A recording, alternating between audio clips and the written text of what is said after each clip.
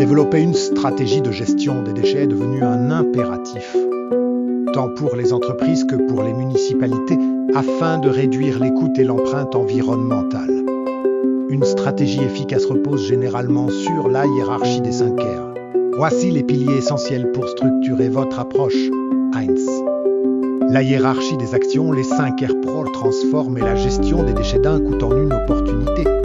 Suivez cet ordre de priorité. Refusez éliminer les produits inutiles, emballages superflus, plastique à usage unique. A. Optimiser les processus pour produire moins de restes de production.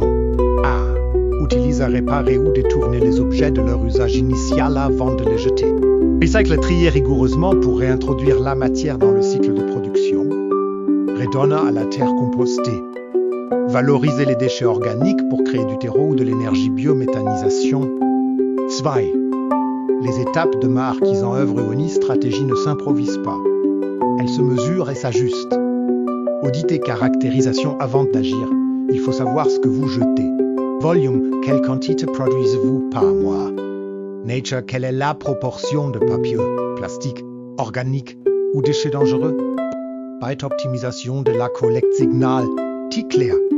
Utilisez des codes couleurs standards pour éviter la contamination des bacs de recyclage. FR, Quen s'ajuster les levées pour réduire les coûts de transport, ne pas ramasser des bacs à moitié vides. Choix des partenaires. Ne vous contentez pas de l'élimination. Cherchez des prestataires spécialisés dans la valorisation-revente de métaux, carton ou transformation des plastiques. FIA. Les facteurs de succès, engagement des parties prenantes QA. Vos employés ou les citoyens, sans leur tri à la source, la stratégie échoue. Conformité à implémenter et suivre les lois locales sur la responsabilité élargie des producteurs et répéter. Au conception, pensez à la fin de vie du produit dès sa création.